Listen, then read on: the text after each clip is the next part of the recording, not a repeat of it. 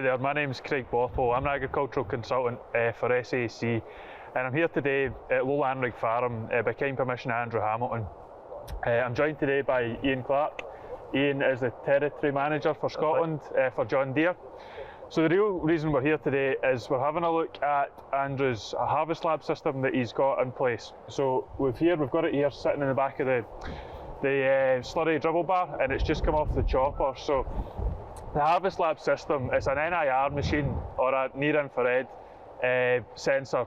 So that's going to pick up the analysis of the nutrients of the slurry and the analysis of the nutrients of the silage coming off the field. So Ian, is that a fair enough interpretation of what the kit is?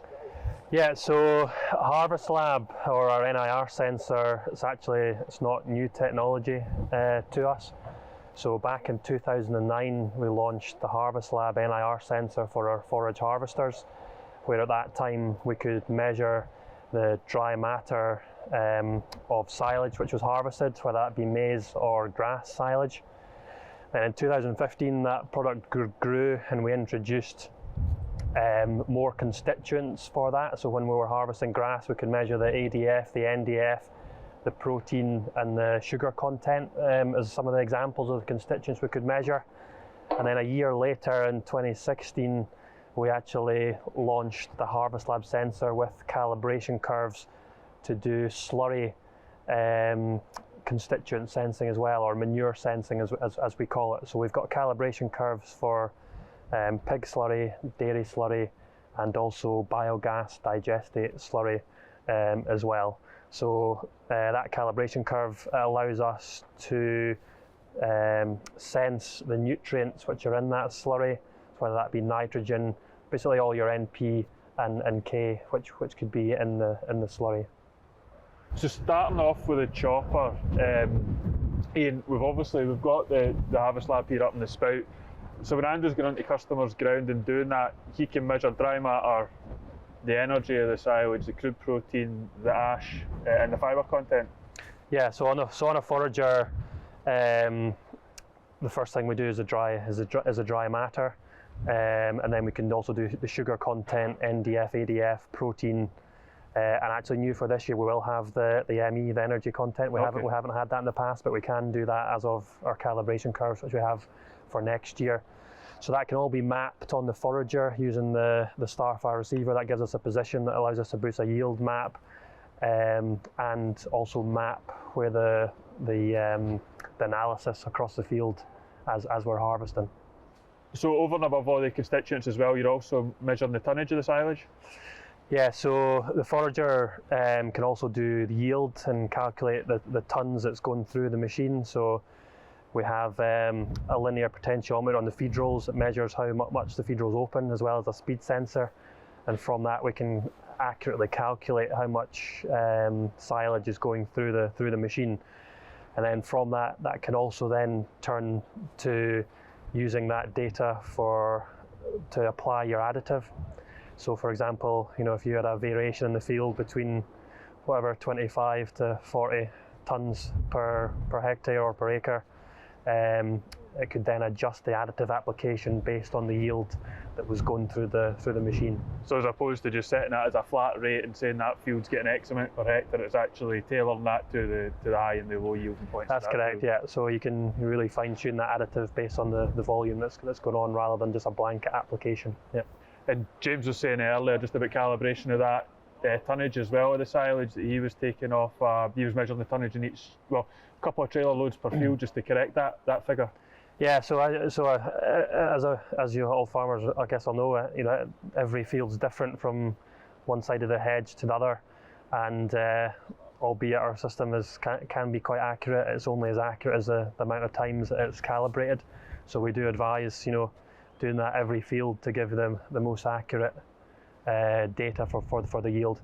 And especially in grass, in maize and whole crop, the crop feeds into the forager very uniformly and very even, so it's easy to get a consistent crop breeding. But in grass, where it's been tedded and raked, it can lead to quite inconsistent windrows. Yeah. So for grass it is important to calibrate that to each field to get better accuracy for the yield, so you know exactly what you've got in your pit for winter. And although we're not working with Autosteer on the chopper, the rake's got Autosteer on that, so we're measuring the bout width of the rake, and that's consistent every time, so that's then allowing us to say that length times breadth multiplied by that yield's giving us that yield mapping opportunity for the farm. Yeah, that's correct. And the forager does have a capability where you can put sections into it. So if you were coming into, a corner or a triangle, you could have the forager, if it was a 9-metre rake, you could have it working in 3-metre sections. So it could also switch off to also give us a level of accuracy for yield as well. Yeah. So the other constituent that you talked about analysing there, Ian, was the ash content of the silage. Yeah, so one of the constituents we can measure in our grass constituents is the ash content. So ash is basically the amount of soil contamination which we've got in the silage. So that can be a really interesting thing to measure, because it can look at not only your whole grassland management, but your raking and your tedding procedure. If you're taking too much soil in, it can advise you that maybe you need to change that on the go, or even further into the grassland management program, from rolling to poaching, and that kind of thing. Yeah, and one thing James was saying there was quite interesting, that you can pick up bits in the field that have been drained recently or whatever, and bits that have not been quite as level as they could have been, and just getting that contamination for the rake and pick it up and get into the forager. So I suppose, you would know these bits anyway, but these bits can be disposed of if they're looking like they're going to be an issue. Yeah. And I suppose the alarm goes off whenever anything over 10% ash content. That's when you start to need to think about, well, there's something funny going on here. So I guess it goes back to that thing where you can't manage what you can't measure, and if you can actually see it in the field there, then you can do something about it. So over and above the savings that you've got through the use of additive, there's also the option there of varying the chop length. Yeah, so on the forager, because we're measuring the dry matter all the time, we can also feed that into a feature we call Autolock, which is an automatic length of chop adjustment based on dry matter content. So this enables you to potentially ensile the silage a little bit better. So if you had really dry silage that was hard to compact into the clamp at a long chop length, when it got dry, what you could do is reduce that chop length down to aid compaction. And likewise, if it's really wet, you could leave it slightly longer, help pack it down, which also potentially, if it's chopped longer, could reduce effluent runoff as well. So there's a few benefits to having that Autolock as well. Especially in grass, where it's going to be quite variable. Yeah. So over and above the potential savings that we've got here, the other good thing from a nutrient point of view for the livestock is that the farmer, as soon as the contractor's away, he knows how much energy has been made in that, either per field and in the whole pit. He knows how much protein, he knows how much dry matter he's got there, so that's allowing him then going forward that he can have that conversation with his nutritionist, and he knows exactly what he's feeding as he's feeding it throughout the winter months. Yeah, so it gives real benefits because, as you said, he knows exactly what he's got in his clamp. The one thing which, obviously, as silage ensiles it, the nutrient value, it does change, and that's one thing which our Harvest Lab sensor can do, is you can take it off the forage harvester and use it in the winter times, and again we have calibration curves for ensiled silage. So as you pull the silage out, you could potentially, if you had your own one, be monitoring that silage on a daily basis to see what actual quality you were feeding in on that particular day after it's ensiled, not just from the fresh side of it when you've put it in the clamp. So as we mentioned earlier, over and above this Harvest Lab being used on the chopper, we've also got it here now attached to the trailing shoe, so that when Andrew's out applying slurry, he's using this technology for 9 months of the year rather than just for 3 or 4 on the chopper. Yeah. So the information that we've got so far is we've measured the offtake each field, so we know how much tonnage of silage is coming off. We can then tailor our slurry application rates to match what we've taken off the field. So if you had a yield map that came off the forager, potentially what you could do is then turn that into a variable rate prescription map. So you've got your yield from your first cut, you then turn that into a variable rate prescription map, and then our Harvest Lab system could then variably apply your slurry to a prescription map, so that rather than a blanket application, you actually are putting the slurry on where you need it in the field. But as well as that, you can just say, I mean, slurry is a variable product. We can have dry slurry, wetter slurry, dependent upon how well it's mixed. But you can say that that field needs 30 kilos of nitrogen. That's the application rate it's going to do. And then how does this technology allow us to do that? Yeah, so again, it comes down to the harvest lab's got these calibration curves built in, so we can measure the N, P, and K of the slurry that's going past that. So, as you've said, slurry is it's a variable product. So, in our display in the cab, we can program it in that we want to apply, as you said, 30 kilos per hectare of nitrogen. So, when it senses the slurry going past, it can then speed up and slow down the tractor based on the nitrogen content that's going past the harvest lab sensor. So as you know, slurry can be quite watery potentially at the start and get thicker, so that would then allow it to vary the application rate based on the nitrogen which it was applying at that time. It doesn't technically need Autosteer to work. Yep. The Autosteer just allows you to be accurate with your width. Yeah. What it does need is doesn't it know where it is in the field? It needs to know where it is to do the mapping. Yeah. But what it needs to do the variable rate is in a John Deere tractor, it needs our infinitely variable transmission, because that allows you to speed up and slow down the tractor to give you that change in application rate. So on a non-John Deere tractor, we can still install that system into the cab. We can still use it, but the operator would have to speed up and slow down the tractor, or you'd put it on at a blanket rate and then produce a variable rate map to then top the field up with your solid fertilizer afterwards. So there are options for non-John Deere tractors as well as for John Deere machinery. Yeah. So in order for this variable application rate to work, we're taking the GPS dome and screen off the chopper, putting that onto the tractor, and then that's allowing us to know exactly the position of the field in relation to where that yield map's come from. And then, as you were saying about your variable transmission, that's the point where we're adjusting the speed of the tractor. Yeah, so our Starfire receiver on the roof, that gives us our position in the field to do the mapping. The display then pulls all that information in to record our position in the field and also the rate of slurry which we've applied. And then based on the parameters which we input, whether that be volume, N, P or K, it'll then change the forward speed of the tractor to ensure that we're applying the correct amount of either volume or N, P or K at that point in time. So that's basically how it's doing it. We can do it, so this is on a trailing shoe system. We can do it with tankers, albeit it's not really approved for vacuum tankers. So tankers which have got a direct pump control, they can also do it, where the flow meter that's on the direct pump, it can also adjust the flow rate as well as the forward speed of the tractor. So for example, if you were going up a hill and the tractor couldn't get you up to that desired speed, then it could shut the pump back in order to ensure that you weren't going to over apply there as well. So that is available with certain slurry tankers, and we do have that running today. But on a trailing shoe system, adjusting the forward speed of the tractor is really the only way we can manage that different volume or different N, P or K value. Yeah. So over and above the variable rate application, I mean, you're obviously keeping records on both the forager and the slurry applicator. Yeah, so on the forage harvester, and most of our tractors these days are all equipped with JD Link.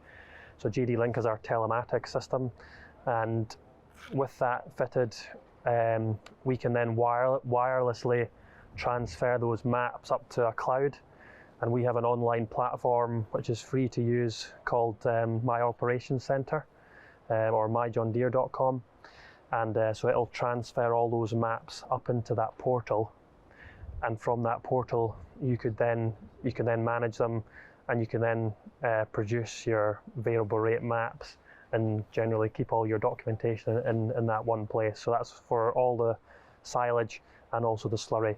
And what it can do is it can produce a timeline of events for that field for the year.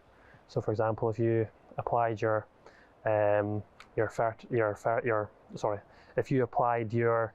slurry in April, the start of April. You then topped up with a granular fertiliser mid-April and then harvested it in May.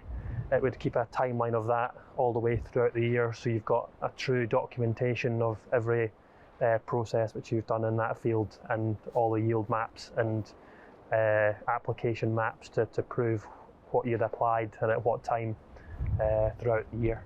So that can be good for the farmer's own record keeping, and as well as it can be one of these things that can be used for if they're Scottish Farm Assured, Scottish quality cereals, that sort of thing, or even for NVZ records, you can have accurate records exactly where these have been spread, and that's coming directly from the tractor in real time. Yeah, particularly for NVZs, because it tells you, the date at which the application was made, and also where it was applied, and also the rate it was applied at. So it would be true documentation that you could print off on the maps there and then to help with that kind of farm assurance side of things as well. Yeah. So as well as cattle slurry, here at Low Landrig, Andrew spreads a lot of digestate out of a food-based anaerobic digester plant. So the opportunities there for Andrew and for his customers to say he's going into a field, he can say that field's getting 30 metres cubed a hectare of a digestate. The analysis has varied by this amount, and then you were saying, Ian, that you can produce the variable rate map for the fertiliser spreader. Yeah, so in that example where you've spread digestate 30 cube per metre, let's say for example it's varied between 50 kilos of nitrogen per hectare and 80 kilos of nitrogen per hectare. You as a farmer might say, I want to grow my grass with 90 kilos a hectare for this first cut. So what that means is you've already applied on some parts of the field potentially 50, and other parts of the field 80. So now what we could do is use that map from our manure sensing, produce a variable rate fertiliser map, and then we could feed that to our fertiliser spreader. And then when we make our granular fertiliser application, it means that we're only applying granular fertiliser exactly where it's needed to get that field up to our 90 kilos a hectare that we were requiring to grow that first crop of silage. So that's really where one of the advantages comes in, is you're making the most out of that slurry, you're utilising the nutrients that are within it, and then reducing the amount of granular fertiliser which you need to purchase to top the field up over and above. Ian was just showing me earlier one of the application rate maps for the slurry application from one of the John Deere clients that you've used, and what that had shown was 3/4 of the field had been applied with slurry, and then the pipe had been too short to do the rest of it. And then whenever we come back to see the analysis from the forager, it was quite clear to see that corner that hadn't been done, the protein just wasn't there in the silage. Yeah, so these set of maps are quite a good one, which really show the difference between where you've applied slurry and haven't. So we can see, the slurry was applied, it looked quite uniformly, but the top corner was missing. And then the farmer, topped the field up with granular. So when we see the yield map, it looks quite consistent, like you wouldn't think there's a difference. But when we actually go into that crude protein map, we can see that top corner of the field where there was no slurry applied, that silage has been of poorer quality, it's lacked the protein versus the rest of the field which actually had the slurry applied. So that's one real life example where people have seen the advantages of the manure sensing and produced better quality silage off the back of looking at all the analysis information that was available. Right, so I'm joined here by James Fleming, who works with Andrew Hamilton Contracting. So James, you've been the main user of this equipment. How have you found it? Found it great so far. Feedback we're getting from the customers is really good, yeah. We were approached to go onto this system by a few customers that were getting increasingly concerned by the price of fertiliser and want to make more use of their slurry, seeing if it more as a valuable fertiliser as opposed to a byproduct. And over and above just the cattle slurry, I mean, it's got its position there in terms of what you're doing with the digestate work as well. Yes, exactly that. The digestate we're finding is going into a lot of more arable farms. We're applying it to growing crops as opposed to grass. So these guys are wanting to keep a real close eye on the nitrogen values they're applying, because a lot of them are on NVZ. So the harvest lab gives us a facility to record the application maps for the nitrogen inspections. And over and above that, like your harvest lab as well, it's tied in with a third-party flow meter, was that right? That's right, yeah. We use a Krona inline flow meter and that's piggybacked into the harvest lab to give us a more accurate flow reading. That allows us to apply the slurry per volume, or we can actually use other parameters like nitrogen or dry matter content. They can either apply the slurry to a maximum nitrogen value, or we can set a maximum volume to cap it, so it's only getting, say, 3,500 gallons per acre if required. And you were saying earlier, that cap in there, that's important to make sure that the system's not just overwriting it. If you get right thin slurry and the system's saying, right, okay, go 4, 5, 6,000, you're able to cap that to say that, right, it'll no matter about that nitrogen amount. The important thing here is we're not putting off too much and getting runoff issues. Yeah, that's correct. The digestate is a higher concentration of nitrogen, so that is applied at a low rate, but going on to cattle slurry, that's traditionally a lower nitrogen product. We've got to be careful not to over apply and risk pollution or runoff. So the big driver for this kit for you is obviously added value in terms of the contracting service you're providing. Yes. But the value to the farmer really is about saving money on fertiliser and knowing exactly what they've got in the farm. Yeah, no, that's exactly right. There's a lot of farmers now are realising the value in the stored nitrogen in their slurry, as it traditionally it was always a waste product just to get rid of. Now it is a valuable source of nitrogen, and a lot of them are saving a huge amount of money on fertiliser.